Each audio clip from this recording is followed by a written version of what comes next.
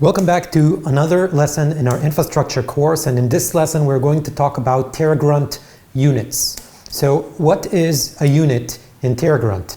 A unit in terragrunt represents a single instance of infrastructure that is managed by terragrunt.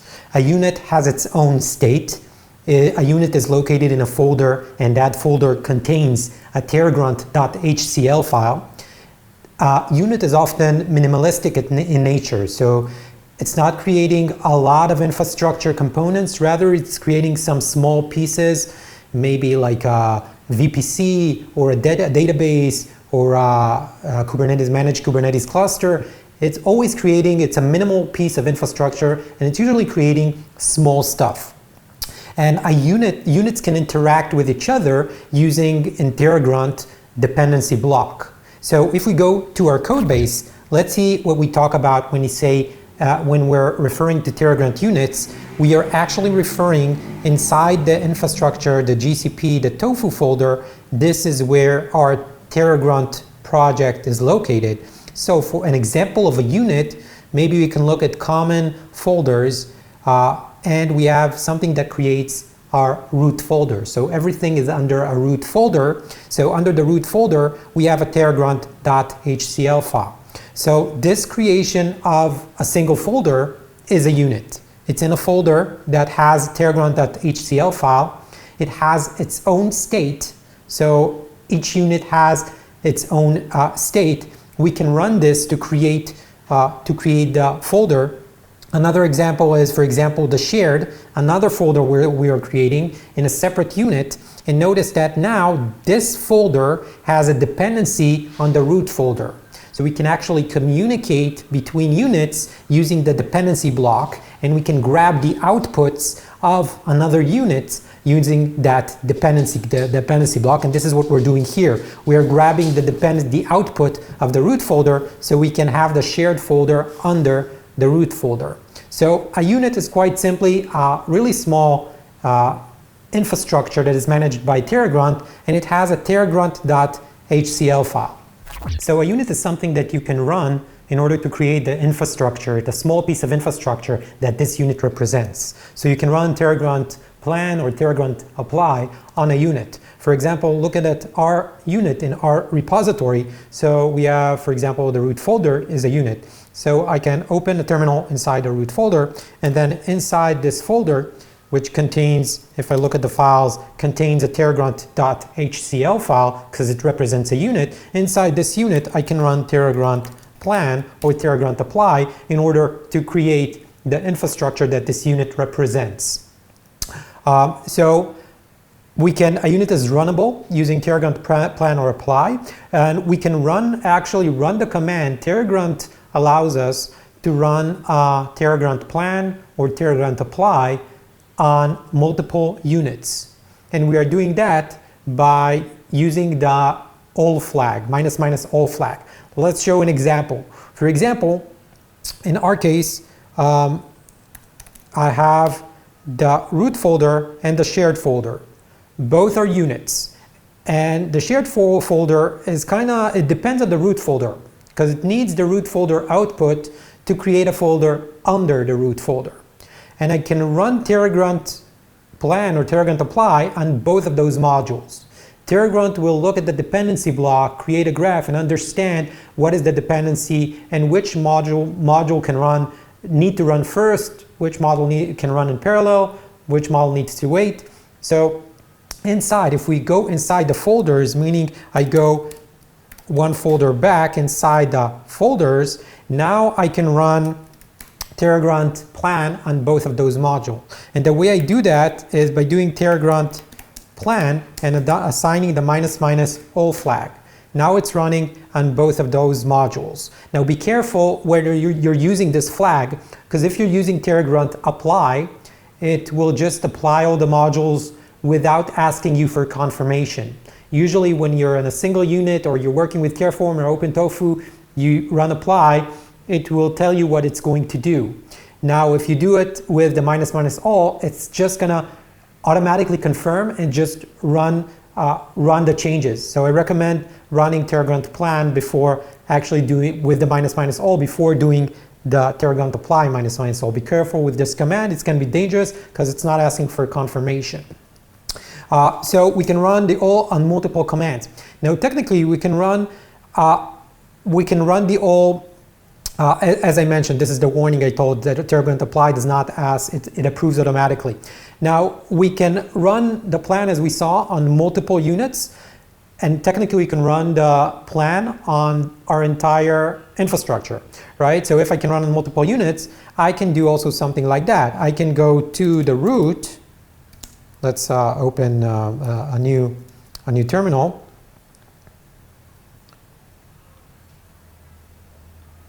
So now I'm in the root folder, and I can run the terragrunt plan -all for my entire infrastructure. But as you can see, I have here an exception. There is something wrong with running the root terragrunt.hcl. So if I'm looking at what we defined as a unit, we said a unit is a piece of infrastructure. It is runnable. It has its own state. Our root terragrunt.hcl file does not really correspond with those with what we defined as a unit, because a root terragrunt is not actually runnable. It does not represent a piece of infrastructure. It just represents a piece of shared code that other units, for example, our root unit, is including using the find in parent folder. It's including that root terragrunt. So our root terragrunt is not really a unit, rather it represents a shared logic that all the units can include that shared logic. And that shared logic in our use case has, for example, a definition for the state bucket, has a definition for provider, have a definition for impersonation that every other unit will need to include. But it does not reflect a unit. Our root terragrunt will reflect shared configuration that other units needs to include. So as we mentioned regarding the root terragrunt, that the root terragrunt does not actually represent a unit. It is not runnable, as we saw, and can cause a crash when we try to run with run all, and including while we're doing terragrunt plan, terragrunt apply with the -all flag, we're including that root terragrunt. So terragrunt will try to run, will consider it as a unit, and will try to run this code as if it's creating an infrastructure, and will crash. So it's not actually runnable, and whenever we're including it with the -all, it can cause a crash when running the other units.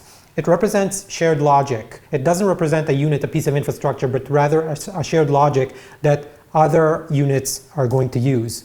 And it is considered a bad practice to name the root as terragrunt.hcl, to name it like you will name a file that represents a unit. So this is a bad practice. The root shared logic file name should not be named terragrunt.hcl. And this is actually also written in the terragrunt documentation. Let's go over quickly about some elements in that documentation where they mention it. So migrating from root terragrunt.hcl, the recommended best practice for terragrunt usage was previously that users define two types of terragrunt: a root, that what we defined with a shared logic, and the child that represents a unit. So this is what we initially did, like the original recommendation of terragrunt. But now it is considered, terragrunt published, it's considered as a bad practice. And it caused a few issues, and one of the recommendation is to replace the name of the terragrunt.hcl file with a different file name, for example, the root.hcl file. Now, when we're changing the file name, we also need to take into consideration that other units are including that root terragrunt using find in parent folder. So all we need to do, find in parent folder can get an optional argument if that parent has a different file name. For example, we change the name to root.hcl, we just specify find in parent folder, meaning go back to the folder until you find a file that is named root.hcl and return that absolute path of where you find that root.hcl. And this is what we're going to do. We're going to find in parent folder, place root.hcl, and also rename the terragrunt, the root terragrunt as root.hcl.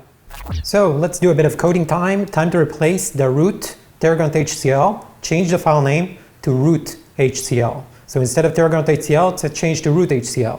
So I'll go back to my root folder, my root terragrunt. I'm going to rename this to root.hcl, and then I'm going to search for every find in parent folder, every place where we used the find in parent folder, and add an argument of root.hcl. So for example, inside, let's see, find in parent folder without any argument. So every time I have, for example, find in parent folder, so without an argument, so I'll change this to root.hcl. And I'll do this to every find in parent folder that I find. I'll do a search and change every find in parent folder with a default empty to have the argument of root.hcl. So I'll stop the video now. I'll do that and issue a pull request that shows all the changes that I made about the find in parent folders and about changing the name to root.hcl. And then we'll continue and see if it solved the run many issue, the issue we had with terragrunt plan with -- all flag.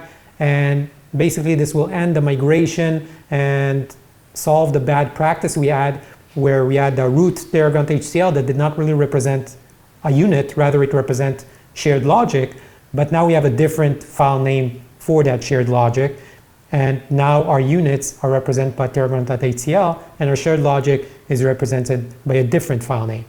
So I'll finish migrating everything and fixing the bad practice, and then we'll see if it solved our problem.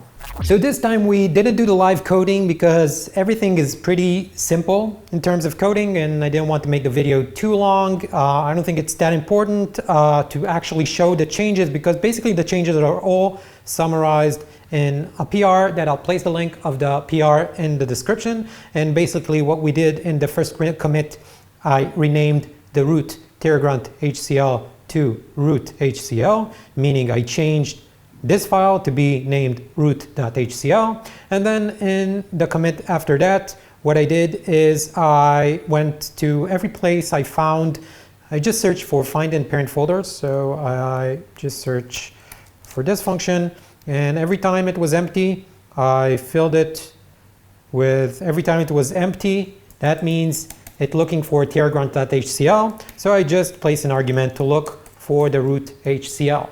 Now it is clear that our root is not a unit. Our root, it's not a terragrunt.hcl, which signifies that this is a unit, but it's named differently. That signifies that this is shared code, not a runnable by its own, but needs to be included in other units. So that's it. After that, I ran terragrunt plan -- all, and it's this time it ran clean without any errors because it didn't have to run the so-called unit of the root, which wasn't actually a unit, and then it crashed. So this time it only ran the actual units, and everything is passed with the no changes, which is a great sign. That means that our working environment is in sync with the remote state, and everything, and our infrastructure, of course, is like defined in our code. So everything works perfectly. So we actually learned what units are. So let's summarize this lesson. So to summarize what we learned today, a unit represents a small part of our infrastructure. So it could be a VPC, it could be a DB, it could be a Kubernetes cluster, a GKE. So a project, a folder, so it represents a small part of our infrastructure. It's runnable. It can depend on other units, right? We can use the dependency block to grab outputs of other units. And something that distinguishes a unit is that it's in a folder, and in that folder we have a terragrunt.hcl file. And what we had is we actually had a bad practice, and now Terragrunt documentation recommends to not put in the root of our infrastructure as code project, to not put a file called terragrunt.hcl, because the root is not a unit, the root is a shared code. And it actually also displayed a warning every time we did a terragrunt apply or terragrunt plan. It displayed a warning that the root should not be named terragrunt.hcl. So what we did is, in this PR, we changed it to be called root.hcl.